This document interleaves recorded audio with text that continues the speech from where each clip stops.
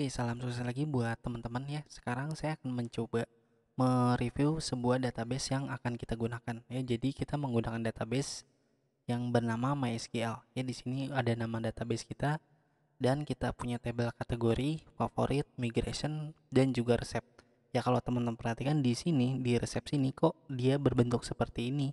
Ya, jadi ceritanya kalau misalkan ada inputan yang berbentuk array seperti ini teman-teman nggak usah panik, nggak usah aneh-aneh, pokoknya teman-teman tenang, kita akan belajar ya. Jadi misalnya kalau teman-teman melihat sebuah aplikasi, di situ ada insert multiple ya, jadi buat di bagian sebelah sini saya coba contohkan di sini nih. Ini kan ada ingredients ya, di dalam ingredients itu kita mengeluarkan data yang ada di sini ya. Jadi dia bentuknya udah kita ekspor menjadi array yang rapi seperti ini ya. Jadi untuk menambahkan sebuah makanan ada insert multiple, misalkan saya mau masukkan sebuah data di dalam database ya untuk field ini, tapi di dalam satu field ini ada banyak sub-subnya lagi. Misalnya sub ingredientsnya lagi ada tomato, ada table spawn, dan juga ada union, dan ada spaghetti, spice, dan juga ada keju. Ya, di sini kan ada 5 data ya. Jadi 5 data ini ditampung ke dalam sebuah array dan diinsertnya itu menggunakan serialis terlebih dahulu. Baru dia dimasukkan ke dalam database.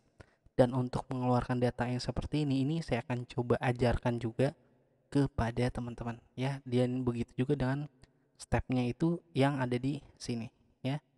Teman-teman lihat, nah, yang paling penting di dalam materi ini sebenarnya bukan hanya CRUD aja ya. Kalau teman-teman perhatikan bisa aja ya, misalnya ada sebuah aplikasi, pokoknya res API CRUD, nah itu kan ada aja itu yang hal-hal yang seperti itu.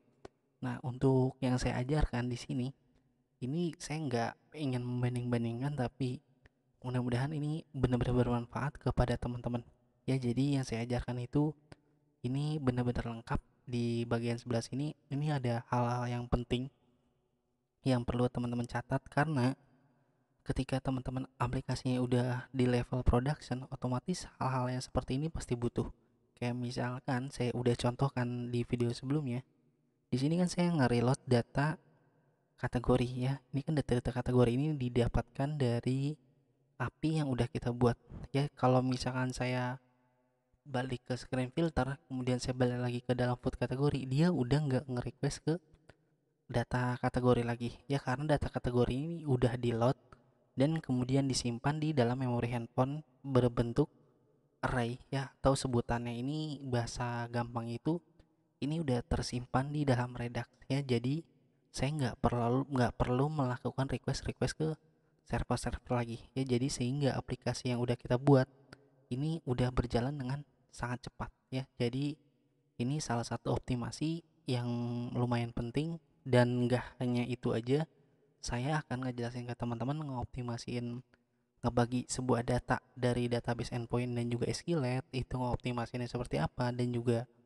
cara ngebuat memisahkan screen komponen model. Di sini ada store action reducer, itu saya akan coba ajarkan juga ke teman-teman ya. Jadi teman-teman tenang aja, ini nggak hanya sekedar CRUD REST API ya.